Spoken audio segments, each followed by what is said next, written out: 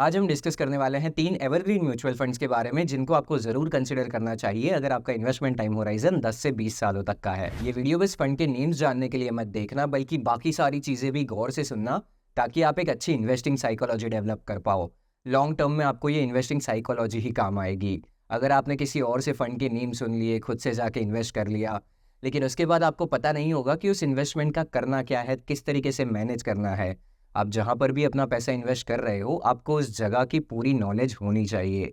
आप अपने लिए कोई भी इलेक्ट्रिकल अप्लायंस लेते हो लाखों रुपए का, वहाँ पर आप बहुत सारे रिव्यूज़ देखते हो, उसके बाद डिसाइड करते हो कि आपको किस अप्लायंस के साथ जाना चाहिए। लेकिन बात जब इन्वेस्टिंग की आती है, जहाँ पर आप पूरी ज़िंदगी की मेहनत की कमाई इन्वेस्ट कर रहे हो, किसी और को दे रहे हो, वहाँ पर काफ़ी सारे लोग बिल्कुल भी टाइम नहीं देते नॉलेज गेन करने में। बहुत सारे लोग ईज़ी मनी जनरेट करना चाहते हैं, वो ऐसे ही 3-4 वीडियोज़ देखते हैं। अगर हर जगह उन्होंने सेम फंड का नेम सुन लिया, वो ब्लाइंडली जाकर उसमें इन्वेस्ट कर देंगे। लेकिन आपको उस इन्वेस्टमेंट से एग्जिट कब करना है, कब उसमें इन्वेस्टेड रहना है, ये नॉलेज गेन करना ज़्यादा ज़रूरी है। और ऐसे लोग जो सिर्फ फंड्स के नाम सुनने आए हैं, आप इस टाइम स्टैम्प पर जा सकते हो। यहाँ पर हमने सारे फंड्स के नेम डिस्कस किए हैं। आगे बढ़ने से पहले जो लोग पहली बार मेरा वीडियो देख रहे हैं, गाइज इसके बाद जाकर मेरे दूसरे वीडियोज़ भी ज़रूर चेकआउट करना। अगर आपको पसंद आते हैं, मेरे वीडियोज़ हेल्पफुल लगते हैं, तो प्लीज़ चैनल ज़रूर सब्सक्राइब करना। अगर ऐसे ही इंपॉर्टेंट वीडियोज़ हर हफ्ते देखना चाहते हो, तो आज ही मेरी फैमिली का हिस्सा बन जाओ एंड पोस्ट नोटिफिकेशन बेल भी ज़रूर ऑन कर देना, ताकि कोई भी ऐसा इंपॉर्टेंट वीडियो अपडेट आपसे मिस ना हो। अब सबसे पहले हम ऐसी 3 बेस्ट म्यूचुअल फंड कैटेगरीज के बारे में बात करेंगे जिनको आपको ज़रूर कंसिडर करना चाहिए अगर आपका टाइम होराइजन 10 से 20 सालों तक का है। और उसके बाद मैं आपको बताने वाला हूँ इन कैटेगरीज के current top performing mutual funds के नाम। लेकिन इसका मतलब ये नहीं है कि पूरे 10 साल के टाइम होराइजन में आपको उन फंड्स को चेंज नहीं करना है, या फिर शिफ्ट नहीं करना है, या फिर उन फंड्स में से एग्जिट लेके किसी और में इन्वेस्ट नहीं करना है। ये बिल्कुल भी नहीं होने वाला। यहाँ पर हमारा मेन फोकस रहेगा उन फंड कैटेगरीज के ऊपर जो इतने लॉन्ग टाइम होराइजन के लिए अच्छी है, तो उसी पर हम ज़्यादा ध्यान देंगे। उसके बाद मैं आपके साथ फंड नेम्स भी डिस्कस करूंगा, और कब आपको अपना पोर्टफोलियो चेंज करना चाहिए उसके बारे में भी हम थोड़ा डिस्कशन करेंगे, क्योंकि 10 साल का टाइम होराइजन काफ़ी लंबा होता है, और इतने लंबे टाइम होराइजन के लिए कोई एक फंड कंसिस्टेंटली लगातार अच्छा परफॉर्म करता रहे, ऐसा काफ़ी रेयरली होता है। क्योंकि अगर हर साल आप नोटिस करोगे, तो जो टॉप परफॉर्मिंग फंड्स होते हैं किसी भी कैटेगरी के अंदर, वो चेंज हो जाते हैं। आज कोई और फंड है अगर फर्स्ट रैंक के ऊपर, तो अगले साल कोई और फंड आ जाएगा। तो ये चीज़ कंटिन्यूसली चेंज होती रहेगी। हर 3 साल के अंदर आपको अपना पोर्टफोलियो रिव्यू ज़रूर करना होगा, क्योंकि हो सकता है पिछले 3 सालों में जिस फंड ने काफ़ी ज़्यादा अच्छे रिटर्न्स जनरेट करके दिए हैं, आने वाले 5 सालों में वो फंड उतना अच्छा परफॉर्म ना कर पाए। इसीलिए जो भी फंड के नाम आज आप सुनोगे, वो रिलेवेंट होंगे सिर्फ अभी के टाइम के लिए, कि फिलहाल कौन से लीडर फंड्स हैं उन कैटेगरीज के अंदर। अब हो सकता है ये लीडर फंड के नेम्स अगले साल ही चेंज हो जाए, लेकिन यहाँ बड़ा सवाल ये है कि आपको कब अपना पोर्टफोलियो चेंज करना है। तो आप कभी भी किसी म्यूचुअल फंड के अंदर इन्वेस्ट कर रहे हो, सबसे पहले एक अच्छी रिसर्च करो, उसके बाद उस फंड के अंदर इन्वेस्ट करो। सेकेंड चीज़, उस फंड को आपको मिनिमम 3 ईयर्स का टाइम ज़रूर देना है। तुरंत ही अगले साल चेंज नहीं कर देना है। हर साल टॉप लीडर्स को चेज नहीं करना है। हाँ, टॉप लीडर्स को चेज ज़रूर करना है, लेकिन उस वक्त जब आप अपना पहला इन्वेस्टमेंट कर रहे हो। उसके बाद आपको उस फंड को एटलीस्ट 3 ईयर्स या 4 ईयर्स ज़रूर देने हैं। 3 से 4 साल तक उसका परफॉर्मेंस देखो। उसके बाद जिन जिन फंड्स के अंदर आपने इन्वेस्ट किया है, उन सभी फंड्स को एनालाइज करो, उन सभी के बारे में थोड़ा रिसर्च करो कि क्या वो फंड्स अभी भी उतने पावरफुल परफॉर्मेंस दिखा रहे हैं, क्या अभी भी उतने अच्छे रिटर्न्स जनरेट कर रहे हैं, क्या फंड मैनेजर में कोई चेंज आया है, क्या इन्वेस्टिंग स्टाइल में कोई चेंज आया है उस म्यूचुअल फंड की। अगर आपको चेंज नज़र आता है, या फिर रेड फ्लैग्स नज़र आते हैं, या फिर अगर उससे काफ़ी बेटर कोई दूसरा फंड आता है मार्केट के अंदर, तो आपको ज़रूर स्विच करना चाहिए। लेकिन ये होगा 3 से 4 साल बाद। उतना टाइम आपको ज़रूर देना है किसी भी म्यूचुअल फंड को ग्रो करने के लिए। आगे बढ़ने से पहले, अगर आप म्यूचुअल फंड्स के साथ स्टॉक्स में भी इन्वेस्ट करना चाहते हो एंड साथ ही अपनी ट्रेडिंग जर्नी काफ़ी आसान बनाना चाहते हो, तो मैं आपको बताना चाहता हूँ एम स्टॉक ब्रोकर के बारे में। अगर आप एम स्टॉक के साथ अकाउंट ओपन करते हो, तो आप जीरो ब्रोकरेज का फायदा उठा सकते हो, वो भी लाइफ टाइम के लिए अक्रॉस ऑल सेगमेंट्स। यहाँ सिर्फ 999 रुपीज़ की वन टाइम फी पे करके आपका ब्रोकरेज जीरो हो जाएगा for life. Delivery, FNO, mutual funds, IPO, currency, intraday, सभी सेगमेंट्स के अंदर कोई भी ब्रोकरेज नहीं लगने वाला। यानी आपका लाखों रुपए का ब्रोकरेज सेव हो जाएगा सिर्फ ये 999 रुपीज़ की वन टाइम फी पे करके। एंड अलॉन्ग विद दैट, सिर्फ 999 रुपीज़ एडिशनल अमाउंट पे करके आप अपने अकाउंट मेंटेनेंस चार्जेस भी लाइफ टाइम के लिए फ्री कर सकते हो। यानी सिर्फ ये 999 रुपीज़ की वन टाइम फी पे करके आप अपने फ्यूचर में लगने वाले लाखों रुपए के ब्रोकरेज चार्जेस और साथ ही हजारों रुपए के एनुअल मेंटेनेंस चार्जेस सेव कर लोगे, जो कि काफ़ी बढ़िया बात है किसी भी इन्वेस्टर के लिए। और तो और अगर आप MTF फैसिलिटी का यूज़ करते हो ट्रेडिंग के लिए, तो एम स्टॉक आपको सिर्फ 6.99% इंटरेस्ट के साथ ई मार्जिन प्रोवाइड करता है, जो कि one of the lowest MTF interest rates है। और उसमें भी होल्डिंग पीरियड की कोई भी लिमिट नहीं है, जो कि एक प्लस पॉइंट है। एम स्टॉक में आपको one click order execution, voice search, pre designed index baskets जैसे काफी सारे एडवांस फीचर्स देखने मिल जाएंगे। और ट्रस्ट की बात की जाए तो M stock broker Mirae asset company का वर्टिकल है। अब मिराई एसेट के बारे में आप सभी जानते हो, 15 सालों से भी ज्यादा पुरानी कंपनी है ये, और काफी बड़ी फाइनेंस कंपनी है जिसकी क्रेडिबिलिटी काफी अच्छी है। एम स्टॉक को 1 साल से ज्यादा का वक्त हो चुका है, और इस 1 साल के अंदर ही इनका जो ओवरऑल टर्नओवर है वो 3.7 लाख करोड़ प्लस क्रॉस हो चुका है। इनका MTF बुक 900 करोड़ प्लस हो चुका है। इनके ऐप की रेटिंग 4 स्टार है, और पिछले 1 साल में 145 करोड़ प्लस का ब्रोकरेज सेव किया है एम स्टॉक ने अपने सारे इन्वेस्टर्स का। अराउंड 8.5 लाख प्लस से भी ज्यादा यूजर्स यूज करते हैं एम स्टॉक को, एंड उनकी जो total holdings M stock manage कर रहा है वो 3000 करोड़ से भी ज्यादा है। अगर आप म्यूचुअल फंड्स में इन्वेस्ट करते हो तो एम स्टॉक के ऊपर आपको सारे डायरेक्ट प्लान ही देखने मिलेंगे, जिसकी वजह से आप up to 1% extra return generate कर सकते हो अपने म्यूचुअल फंड्स के ऊपर भी। सो अगर आप एक अच्छा ब्रोकर ढूंढ रहे हो जिसका यूज करके आप अपने लाखों रुपए के चार्जेस सेव कर पाओ, तो एम स्टॉक आपके लिए काफी बढ़िया चॉइस रहेगा। अकाउंट ओपनिंग लिंक आपको डिस्क्रिप्शन में मिल जाएगा, जाकर जरूर चेकआउट करना। तो इन शॉर्ट, किसी भी म्यूचुअल फंड कैटेगरी में लीडर्स को जरूर चेज करो, लेकिन हर साल नहीं।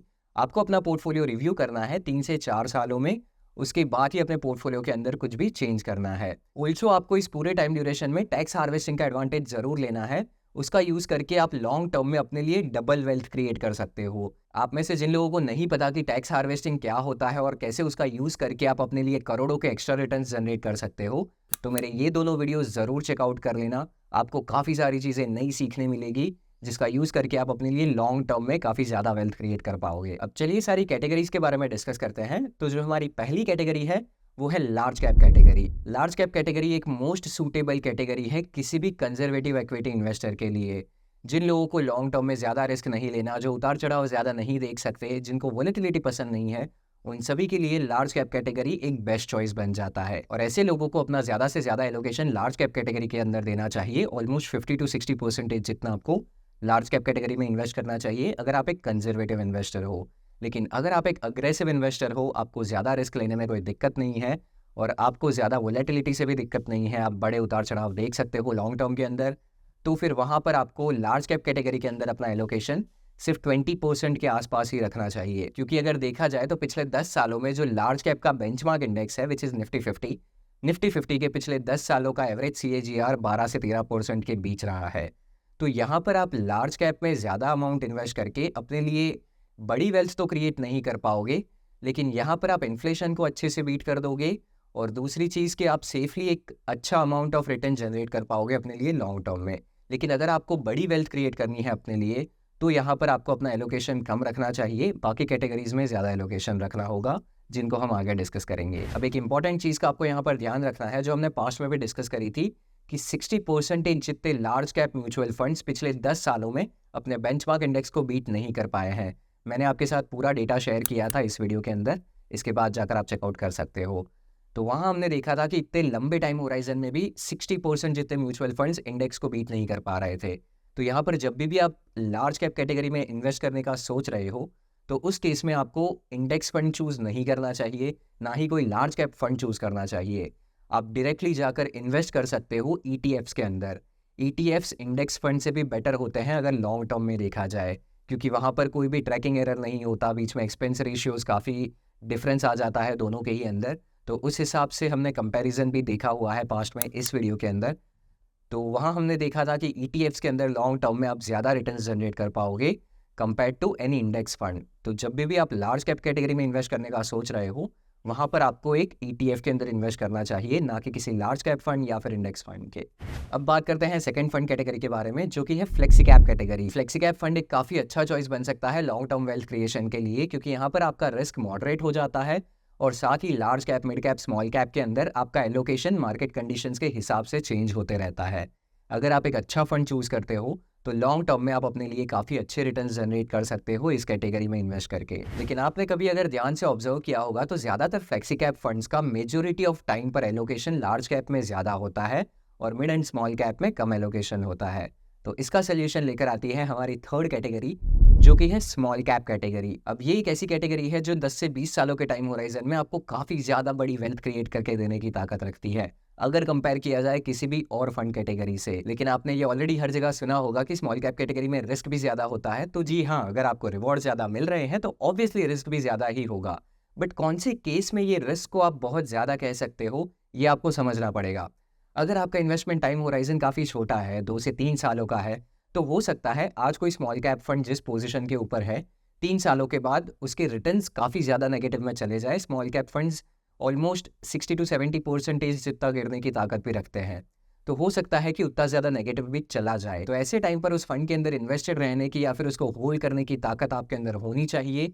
अगर आप उतने बड़े लॉसेस नहीं देख सकते, अपनी वेल्थ इतनी माइनस जाते हुए नहीं देख सकते, देन उस केस के अंदर स्मॉल कैप फंड्स काफ़ी रिस्की बन जाते हैं। और ये बात यूजुअली अप्लाई होती है शॉर्ट टर्म के अंदर। इतने बड़े लॉसेस आपको 2 से 3 साल के टाइम होराइजन में ही देखने मिलेंगे। अगर आप 10 साल तक होल्ड करते हो कोई भी स्मॉल कैप फंड, तो फिर आपको पॉजिटिव रिटर्न्स ही मिलने वाले हैं और काफ़ी अच्छे रिटर्न्स मिलने वाले हैं। ये हिस्टोरिकल डेटा अगर आप देखोगे तो आपको समझ आएगा। इसीलिए अगर आपका टाइम होराइजन लंबा है और आपको इंडियन मार्केट्स पे भरोसा है, आप अंदर से कॉन्फिडेंट हो कि नहीं, आज अगर मार्केट्स डाउन आए हैं तो कल ऊपर ज़रूर जाएंगे, और आप गिरते हुए मार्केट्स में भी कंटिन्यू अपना पैसा इन्वेस्ट करते रहोगे, उस केस में आप स्मॉल कैप कैटेगरी में अच्छी वेल्थ क्रिएट कर पाओगे। और इसके अंदर आपको अपना ज़्यादा एलोकेशन ज़रूर देना चाहिए। तो जो भी लोग अग्रेसिव इन्वेस्टर्स हैं, लॉन्ग टर्म के लिए इन्वेस्ट कर रहे हैं और ज़्यादा वोलेटिलिटी से दिक्कत नहीं है, उनको इस कैटेगरी के अंदर अपना ज़्यादा से ज़्यादा एलोकेशन रखना चाहिए। और यहाँ उससे मेरा मतलब है 50 to 60% या फिर उससे ज़्यादा भी आप ले जा सकते हो। अगर काफ़ी ज़्यादा लंबा आपका टाइम होराइजन है, अराउंड 20-30 ईयर्स का है, तो आप 70-80% तक भी ये एलोकेशन ले जा सकते हो। बट आपको बाकी सारे फैक्टर्स का ध्यान रखना पड़ेगा जो हमने इसके पहले डिस्कस किया। स्मॉल कैप कैटेगरी में लमसम नहीं करना है अनटिल एंड अनलेस कोई क्रैश अपॉर्चुनिटी आपको दिखती है, काफ़ी बड़ा क्रैश आ गया, उसके बाद आप इन्वेस्ट कर रहे हो लमसम अमाउंट, ठीक है। बट यूजुअली आपको लमसम नहीं करना है। उसके अंदर एसआईपी करोगे तो आपको लॉन्ग टर्म में काफ़ी अच्छे रिजल्ट्स दिखेंगे और आप पेशेंटली अच्छे रिटर्न जनरेट कर पाओगे, क्योंकि आप रुपी कॉस्ट एवरेजिंग का फ़ायदा उठाते जाओगे। सो इन तीनों ही कैटेगरीज को इंक्लूड करके अपने लिए एक सूटेबल पोर्टफोलियो आप क्रिएट कर सकते हो लॉन्ग टाइम होराइजन के लिए। अब चलिए इन कैटेगरी के करंट लीडर फंड्स के बारे में बात करते हैं। सो लार्ज कैप कैटेगरी के लिए हमने ऑलरेडी डिस्कस किया कि आपको एक ETF में इन्वेस्ट करना चाहिए। अब इसमें जो बेस्ट ETF है वो है निफ्टी बीज ETF। ये हूबहू कॉपी करता है निफ्टी 50 को, जो कि लॉन्ग टर्म में आपको काफ़ी अच्छे रिटर्न जनरेट करके दे सकता है। नाउ फ्लेक्सी कैप कैटेगरी की अगर बात करेंगे तो यहाँ पर हमारे पास 2 नाम है। पहला है पराग पारिक फ्लेक्सी कैप फंड, दूसरा है HDFC फ्लेक्सी कैप फंड। पराग पारिक फ्लेक्सी कैप फंड तो पिछले 9-10 सालों से भी अगर आप उसका परफॉर्मेंस देखोगे तो कंसिस्टेंटली अच्छा परफॉर्म करते हुए आया है। HDFC फ्लेक्सी कैप का परफॉर्मेंस रिसेंटली 2-3 सालों के अंदर काफ़ी ज़्यादा इंप्रूव हुआ है, तो उसको भी आप कंसिडर कर सकते हो। इन दोनों के बारे में और रिसर्च करना, जो आपको अच्छा लगे उसको चूज कर सकते हो। And now comes the last category which is small cap. यहाँ पर भी हमारे पास 2 नाम है, Nippon India small cap fund और SBI स्मॉल कैप फंड। इन दोनों को ही आप चेकआउट कर सकते हो। अगर इस वीडियो से कुछ सीखने मिला हो तो प्लीज़ लाइक ज़रूर ड्रॉप कर देना और कमेंट्स में मुझे बता सकते हो अगर कोई भी क्वेश्चन है, डाउट है या फीडबैक है। एंड अगर कुछ भी क्वेश्चन नहीं है तो भी कुछ अच्छा लिख के ज़रूर जाना अगर ये वीडियो आपको वैल्यूएबल लगा हो। मैं सभी कमेंट्स चेक करूंगा और मुझे काफ़ी मोटिवेशन मिलता है आपके हर एक लाइक, सब्सक्राइब, शेयर, कमेंट, जो भी एंगेजमेंट आप दिखाते हो मेरे चैनल के ऊपर। तो आप सभी का दिल से थैंक यू मुझे इतना ज़्यादा सपोर्ट करने के लिए। और अगर मुझे पर्सनली कनेक्ट करना चाहो तो मुझे इंस्टाग्राम पर भी आकर आप फॉलो कर सकते हो। And that's it for today's video guys, see you all in the next video. तब तक take care and bye. And let me remind you again, mStock broker का लिंक आपको नीचे डिस्क्रिप्शन में मिल जाएगा, तो जाकर जरूर चेकआउट करना। Investments in securities markets are subject to market risks. Read all the related documents carefully before investing.